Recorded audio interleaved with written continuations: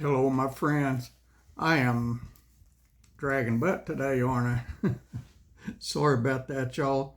Kitty Callie just came in and laid down right between me and the tripod. Looky right there. See? There's my pretty girl. She likes spending time with y'all, I think, as much as I do.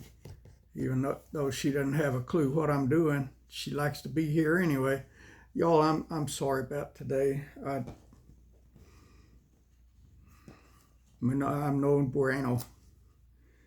Oh, chapter 10 of Luke. I was in bed just about all day, about 98% of the day. I think I can stay up, not awake. I hadn't been sleeping much, but in bed because I couldn't walk or stand or do anything. But I think I can sit up long enough to read chapter 10 to you.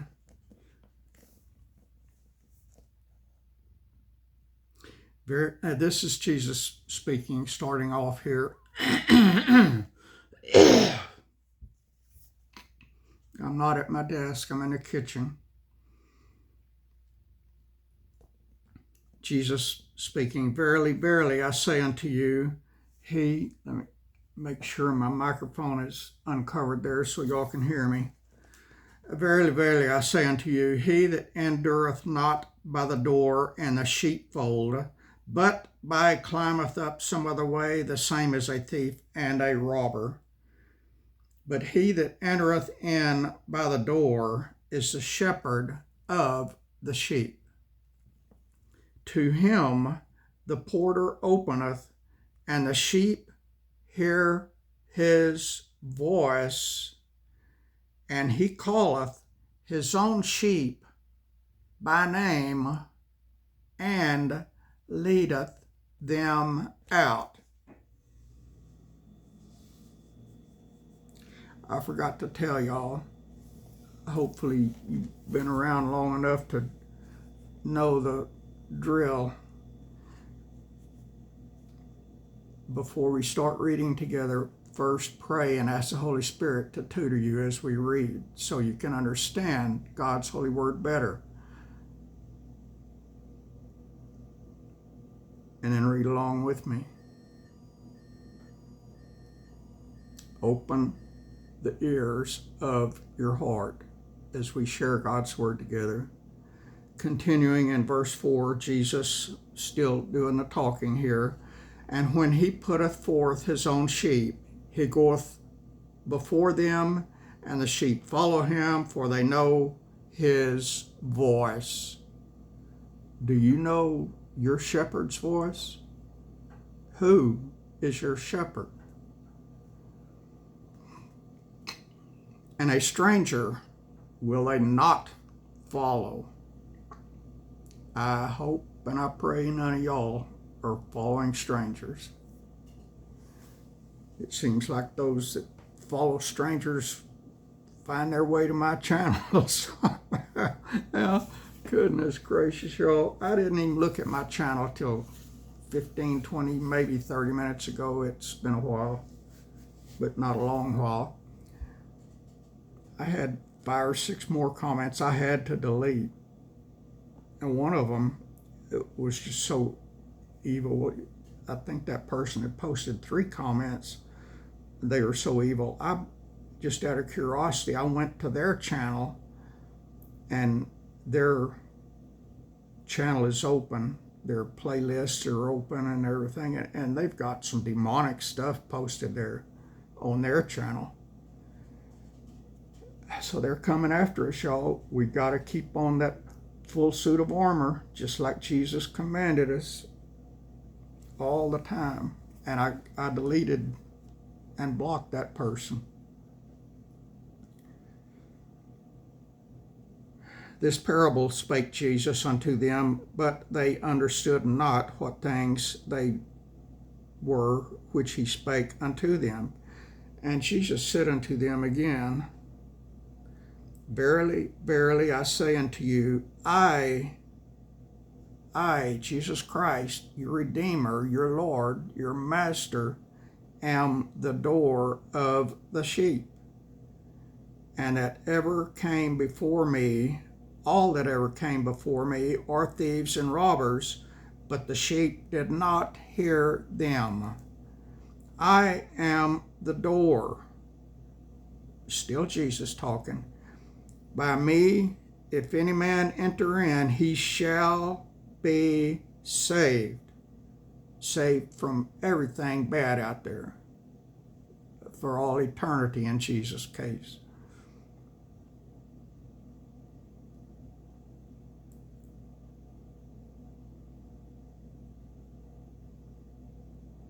And shall go in and out and find pasture. The thief cometh not, but for to steal and to kill and to destroy. I am come that they might have life, and that they might have it more abundantly. He doesn't want you to just have life. He wants you to have an abundant life. And through Jesus Christ, we will have an abundant life, y'all. I am the good shepherd. The good shepherd giveth his life for the sheep. But he that is a hireling, and not the shepherd, whose own the sheep are not, seeth the wolf coming, and leaveth the sheep, and fleeth, and the wolf catcheth them, and scattereth the sheep. The hireling fleeth, because he is a hireling, and careth not for the sheep. Jesus still talking, says, I am the good shepherd, and I know my sheep, and am known of mine. He is known of his sheep. His sheep knows him, he knows them. As the Father knoweth me, even so I know the Father, and I lay down my life for the sheep. And he did exactly that. And other sheep I have, which are not of this fold, them also I must bring, and they shall hear my voice, and there shall be one fold and one shepherd. Therefore doth my Father love me, because I laid down my life, that I might take it again. No man, listen to this, no man taketh it, speaking of his life, from me, but I lay it down myself. I have power to lay it down, and I have power to take it again. This commandment have I received of my Father. So God told his Son, Jesus Christ, you lay down your life for the sheep, and you can take your life back up again. And he did. He got that commandment from God, his Father. He believed him, he had faith, and he did it. There was a division, therefore, among the Jews for these things, and many of them said, he hath a devil, and is mad. Why hear ye him? Others said, these are not the words of him that hath a devil. Can a devil open the eyes of the blind?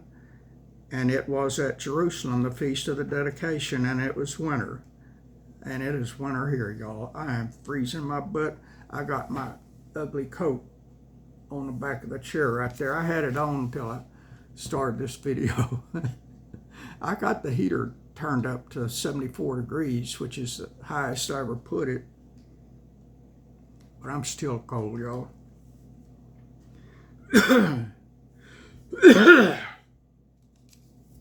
And Jesus walked in the temple in Solomon's porch. Then came the Jews round about him, and said unto him, how long dost thou make us to doubt? If thou be the Christ, tell us plainly. Jesus answered them,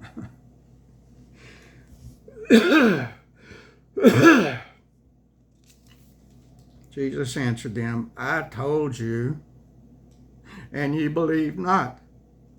The works that I do in my Father's name, they hear witness of me. But ye believe not, because ye are not of my sheep, as I said unto you.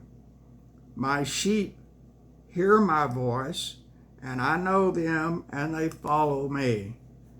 And I give unto them eternal life, and they shall never, ever, never perish, neither shall any man pluck them out of my hand. My Father which gave them me is greater than all, and no man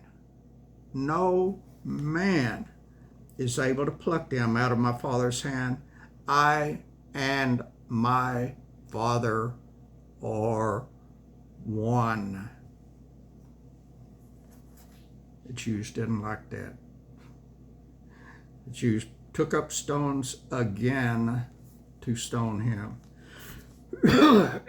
Jesus answered them. I'm sorry, y'all.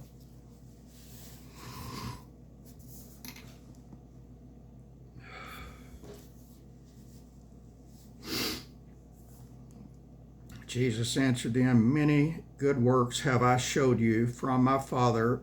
For which of those works do ye stone me? The Jews answered him, saying, for a good work we stone thee not, but for blasphemy, and because that thou, being a man, makest thyself God. They're going to learn soon. Jesus answered them back, is it not written in your law, I said, ye are gods? If he call them gods with a little g, unto the word of God, capital G, came, and the scripture cannot be broken. Say ye of him whom the Father hath sanctified and sent into the world, thou blasphemest, because I said I am the Son of God? I look like the Leaning Tower of Pizza. I need to learn to sit up straight. But when I sit up straight, my back hurts more. When I lean over, that takes some pressure off of it. But I don't like the way I look slumped over. Still Jesus talking. If I do not the works of my Father, believe me not. But if I do, though ye believe not me, believe the works, that ye might know and believe that the Father is in me and I in him. Therefore they sought again to take him, but he escaped out of their hand, and went away again beyond Jordan into the place where John at first baptized, and there he abode. And many resorted unto him and said, John did no miracle, but all things that John spake of this man were true. And many believed on him there. And that's it for chapter 10. And chapter 11's too long to read tonight. So that's it for now, y'all. I love y'all. I appreciate y'all. And I'm sorry I'm late. I'm sick. I thank God for the good day I had yesterday. I got a lot done yesterday, and I didn't get diddly done today. I didn't get one thing done today. I don't think. I really don't think I did. I can't see anything that I got done. I'm looking around. From this point here, I can see into three different rooms plus the room I'm sitting in. I don't see anything I got done today, so today was not productive. But I was up all night watching the election. I think, was that last night? Whatever night that was, I was up all night. And it probably was the night I could have slept, because I went 2 days without sleep 2 days, 2 nights with no sleep. And then the night I think I could have slept, I stayed awake almost, well, I think it was 4 something and 4 something in the morning when I fell asleep this morning. That's why I'm late. That's part of why I'm late. That's mostly why I'm late. I hurt. I hurt so much, and my congestive heart failure is kicking my rear end today. I don't know what's going on, y'all. I've got a whole row of medicine, and Nicole says I need to take it. I trust her more than I do my new doctor. I trust my new doctor more than I trusted my old doctor.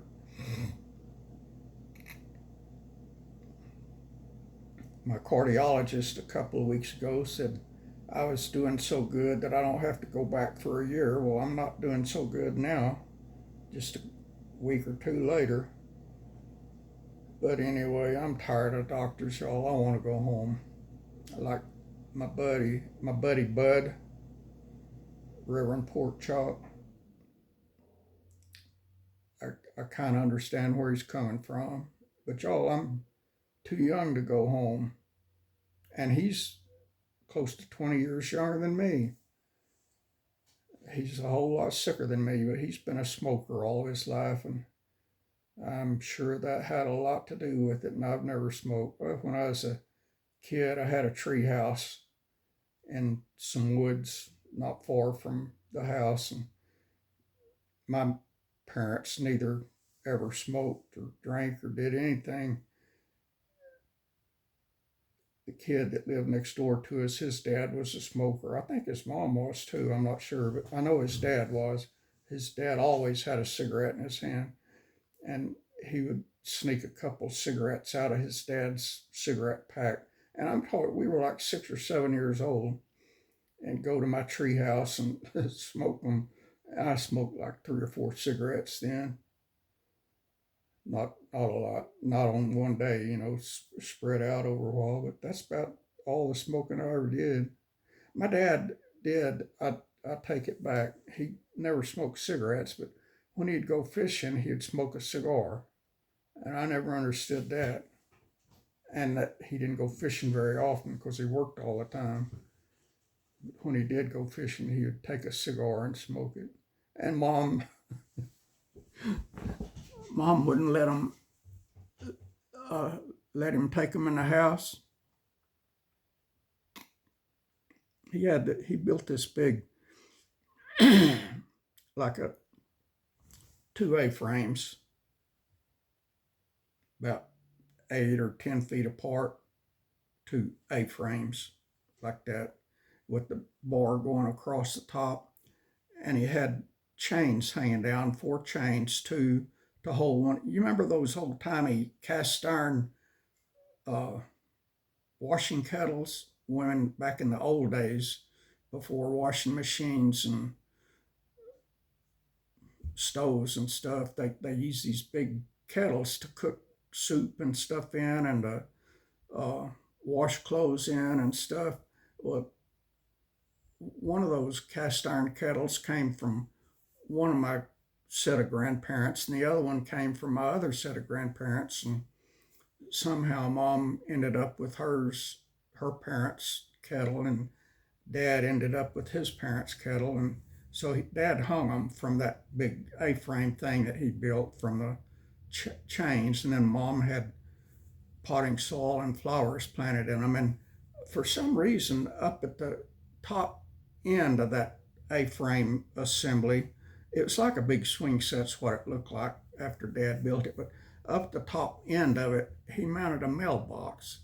And I never understood that, because the little town I grew up in had a post office downtown, which was about 15 or 20 blocks from the house, and everybody went there every day to get their mail. They didn't have door-to-door delivery of the mail. So I never did understand that mailbox, but dad would keep his cigars in that mailbox because mom wouldn't let him bring them in the house. Maybe that's the purpose of the mailbox, I don't know. But he had plenty of toolboxes and stuff, and he had a big shop out back where he could work on cars and paint cars, and had a little office with the ham radio set up in it and so forth. And it was a big shop, but that was not what he did for a career. He worked at a chemical plant for his career job. That was just part-time pastime job he had. And he had a TV and radio repair shop also. But anyway, he had plenty of places he could have hidden the cigars. He didn't have to put that mailbox out there. So I don't know why he put them there, but that's where he hid them. And I never had any interest in smoking a cigar, so I think they smell good. I think cigarettes stink, but cigar smoke, I like to smell it.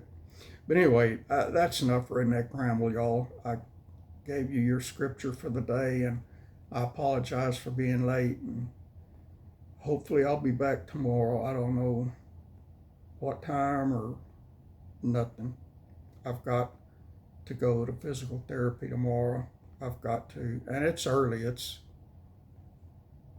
Well, I don't have any glasses in here. I can't see the clock, but I need to get some sleep before I go over there. And it's early tomorrow morning.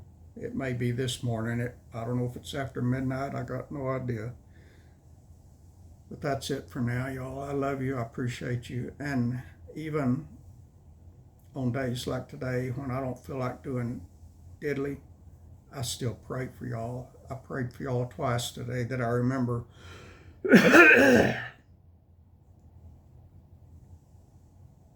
God bless you, sweet friends.